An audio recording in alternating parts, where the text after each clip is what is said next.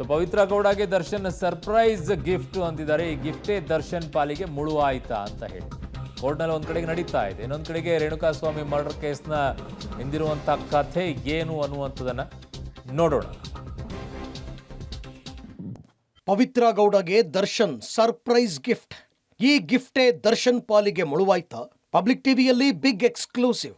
ಹೌದು, ಚಿತ್ರದುರ್ಗದ ರೇಣುಕಾಸ್ವಾಮಿ ಹತ್ಯೆ ಪ್ರಕರಣದಲ್ಲಿ ಒಂದೊಂದೇ ಸ್ಫೋಟಕ ಸಂಗತಿ ಬಯಲಾಗಿದೆ. 4 ದಿನಗಳಿಂದ ಪೊಲೀಸ್ ಕಸ್ಟಡಿಯಲ್ಲಿರುವ ದರ್ಶನ್ ಅಂಡ್ ಗ್ಯಾಂಗ್ ಅನ್ನ ಪೊಲೀಸರು ವಿಚಾರಣೆಗೆ ಒಳಪಡಿಸ್ತಾ ಇದ್ದಂತೆ ಆಘಾತಕಾರಿ ಸಂಗತಿಗಳನ್ನ ಹೊರಹಾಕಿದ್ದಾರೆ. ಹತ್ಯೆ ದಿನ ಅಂದ್ರೆ ಜೂನ್ 9ರಂದು ಏನೇನಾಯ್ತು ಅಂತ ವಿಚಾರಣೆಯ ವೇಳೆ ದರ್ಶನ್ ಹೊರಹಾಕಿದ್ದಾರೆ. ಪವಿತ್ರಾಗೆ ಸರ್ಪ್ರೈಸ್ ಗಿಫ್ಟ್.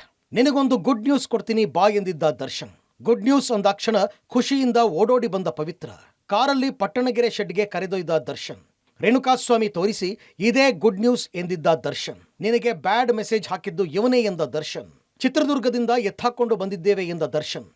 ರೇಣುಕಾಸ್ವಾಮಿ ನೋಡಿದಾಕ್ಷಣ ಚಪ್ಪಲಿಯಲ್ಲಿ ಹೊಡೆದ ಪವಿತ್ರ. ರೇಣುಕಾಸ್ವಾಮಿಗೆ 4 ಬಾರಿಸಿದ ದರ್ಶನ್. ಸಂಜೆ ಸ್ಟೋನಿ ಬ್ರೂಕ್ಸ್ ಪಬ್ನಲ್ಲಿ ನಟ ದರ್ಶನ್ ಪಾರ್ಟಿ ಮಾಡ್ತಾ ಕುಳಿತಿರ್ತಾರೆ. ಈ ವೇಳೆ ದರ್ಶನ್ ಕಿವಿಯಲ್ಲಿ ಪವನ್ ರೇಣುಕಾಸ್ವಾಮಿಯನ್ನ ಕರೆ ತಂದಿರೋದಾಗಿ ಹೇಳ್ತಾನೆ. ಕೂಡಲೇ ಪಬ್ನಿಂದ ಹೊರಟಂತಹ ನಟ ದರ್ಶನ್ ಪವಿತ್ರ ಗೌಡ ಮನೆ ಬಳಿ ಬರ್ತಾರೆ. ಈ ಸಂದರ್ಭದಲ್ಲಿ ಪವಿತ್ರ ಗೌಡಗೆ ನಿನಗೊಂದು ಗುಡ್ ನ್ಯೂಸ್ ಇದೆ ಬಾ ಅಂತೇಳಿ ಅಲ್ಲಿಂದ ಕರೆದುಕೊಂಡು ಹೊರಡ್ತಾರೆ. ಏನು ಗುಡ್ ನ್ಯೂಸ್ ಅಂತ ಆಕೆ ಕೇಳಿದಾಗ, ಬಾ ನಿನಗೆ ಗುಡ್ ನ್ಯೂಸ್ ಇದೆ ತೋರಿಸ್ತೀನಿ ಅಂತೇಳಿ ಕರೆದುಕೊಂಡು ಸೀದಾ ಪಟ್ಟಣಗೆರೆಯ ಶೆಡ್ ಬಳಿ ಬರ್ತಾರೆ. ರೇಣುಕಾಸ್ವಾಮಿಯನ್ನ ತೋರಿಸಿ, ನೋಡು ಈತನೇ ನಿನಗೆ ಅಶ್ಲೀಲವಾಗಿ ಮೆಸೇಜ್ ಮಾಡ್ತಿದ್ದು, ಇದೇ ನಿನಗೆ ಗುಡ್ ನ್ಯೂಸ್ ಅನ್ನೋ ನಿಟ್ಟಿನಲ್ಲಿ ನಟ ದರ್ಶನ್ ಪವಿತ್ರ ಗೌಡಗೆ ಹೇಳ್ತಾರೆ.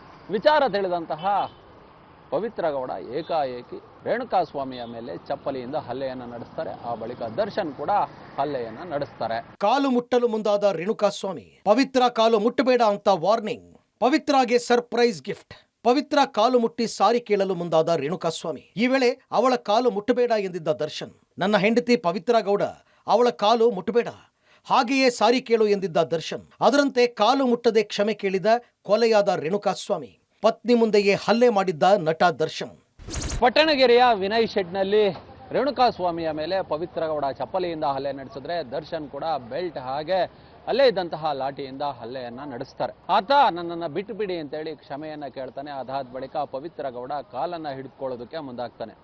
ಆಕೆಯ ಕಾಲನ್ನ ಹಿಡಿಬೇಡ, ನೀನು ಪವಿತ್ರ ಗೌಡ ಕಾಲನ್ನ ಹಿಡ್ಕೋಬೇಡ, ಆಕೆ ನನ್ನ ಹೆಂಡತಿ, ನೀನು ಯಾವುದೇ ಕಾರಣಕ್ಕೂ ಆಕೆಯ ಕಾಲನ್ನು ಮುಟ್ಟಬಾರ್ದು, ಹಾಗೆ ಸಾರಿ ಕೇಳು ಅನ್ನೋ ನಿಟ್ಟಿನಲ್ಲಿ ದರ್ಶನ್ ವಾರ್ನನ್ನು ಕೂಡ ಮಾಡಿದ್ದಾರೆ.